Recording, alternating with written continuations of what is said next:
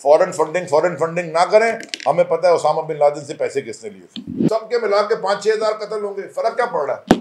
जब इस मुल्क में आपने सभी को छोड़ना है तो सारे जेल खोल दे, सबको छोड़ दे।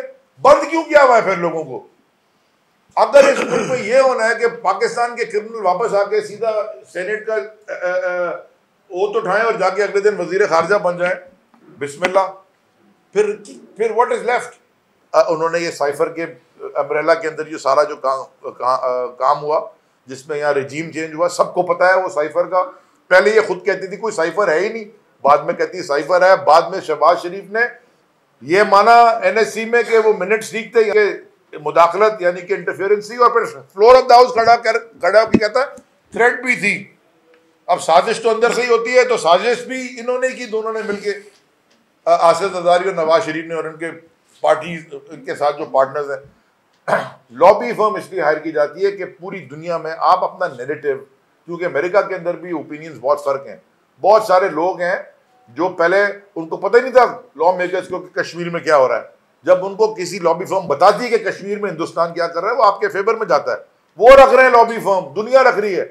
तो हमने अपने मकसद के लिए नहीं, प्रॉपर नैरेटिव बताने के लिए कि आपको पता ही नहीं है यहाँ क्या हो रहा है, वो नैरेटिव देने के लिए अगर लॉबी फर्म रखिए, तो बेनज़ीर भुट्टो साहबा, शहीद साहबा की भी पढ़ लें कि उनके लॉबी फर्म कौन थे और उनके पैसे कहाँ से आते थे, और ये किस तरह लॉबी करते हैं ये भी हमें पता है। तो मैं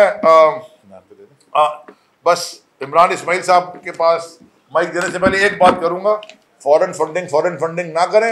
हमें पता है उसामा बिन लादेन से पैसे किसने लिए थे। मेरा सवाल इनके हैंडलर्स से है कि क्या इसी तरह ये पाकिस्तान को नोचते खसोटते रहेंगे?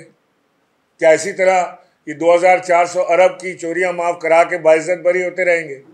क्या इसी तरह एहतिसाब के इदारों की धज्जियां उड़ाई जाएंगी? क्या यही वो पाकिस्तान है जिसका कायद-ए-आज़म ने ख्वाब देखा था?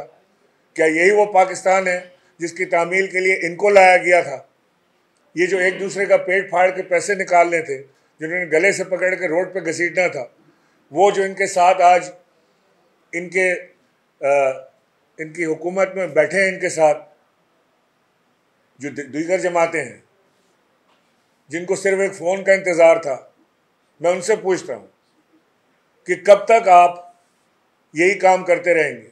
ख्वाहिश उनकी ये है कि पाकिस्तान तहरीक इंसाफ के मेंबरान कौमी असम्बली में वापस आएँ, कानून में गुंजाइश पैदा की जाए, लाइफ टाइम डिस्क्वालिफिकेशन का कानून ख़त्म किया जाए और अब्बू की वापसी का रास्ता हमवार किया जाए। और जिस शख्स का नाम इमरान खान है, वो कभी भी किसी चोर के लिए कोई गुंजाइश पैदा नहीं करेगा। और इसी चीज़ की फ्रस्ट्रेशन कल बार बार नज़र आ रही थी। अगर एवनफील्ड अपार्टमेंट से कोई मरियम नवाज का ताल्लुक नहीं था और वो बाइज्जत बरी हो गई वहाँ से, अदालत से, तो किसी के तो होंगे एवनफील्ड अपार्टमेंट। ये मेरी एक सवाल है मासूमाना हमारी आला अदलिया से भी, कि जब ये जजमेंट दिया गया कि ये अपार्टमेंट से इनका ताल्लुक नहीं है, तो ये भी बता देना चाहिए था कि इन अपार्टमेंट से ताल्लुक किसका है। कमाल ये है कि सरे महल आसिफ अली जरदारी की मिल्कियत रहा फॉर द लॉन्गेस्ट पीरियड, और कभी हम साबित नहीं कर पाए। चलो, वो तो आसिफ जरदारी उसमें रह भी नहीं रहे थे, वो कहते थे मेरा नहीं है तो मुझे दे दें। दूसरी तरफ एवनफील्ड अपार्टमेंट 1 पार्क लेन, जिसमें कोई 30 साल से नवाज शरीफ का ख़ानदान उसमें रह रहा है, ना किसी को किराया दिया जा रहा है, ना उसकी मिल्कियत का बताया जा रहा है, ना मालिक का पता है, वो खुद रह रहा है उसमें, और वो कहता है मुझे नहीं पता किसका है। और हम भी मासूम भोले बने बैठे हैं कि हमें नहीं पता किसका है।